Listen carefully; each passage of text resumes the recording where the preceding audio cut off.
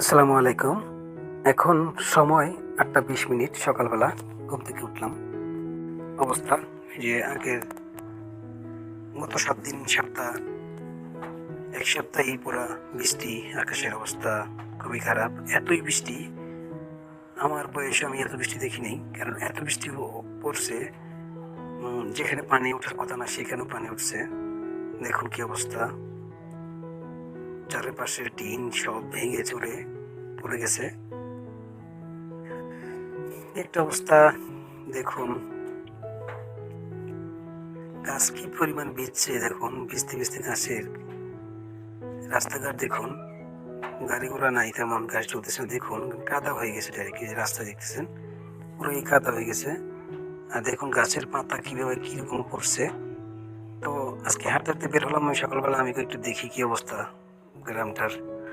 আমাদের এই গ্রামটা আসলে অবস্থা বেশি ভালো না। দেখুন পুষ্করিণীর পানি ভরে পুরো পানি বাইরে পড়ে যাচ্ছে, এমন একটা অবস্থা। এটা হচ্ছে আমাদের মসজিদের ভিতরে একটা পুষ্করিণী আছে, পুকুর সেটা। তো এই অবস্থা। আর বৃষ্টির ভিতরে কার কার কোন জায়গায় পানি উঠছে অবশ্যই কমেন্ট করে জানাবেন। তো আমি আমাদের এই এলাকাটা একটু দেখাচ্ছি আপনাদেরকে, যে এই এলাকাতে বৃষ্টি কেমন হয়েছে বা কি অবস্থায় আছে।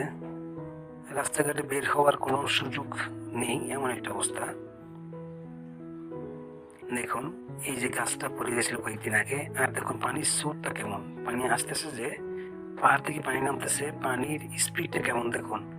এখন একটু বৃষ্টি কম, সেই জন্য অবস্থা। যখন বৃষ্টি প্রচুর হয়েছিল তখন মানে এইটা যেটা ভরে বের হয়েছিল।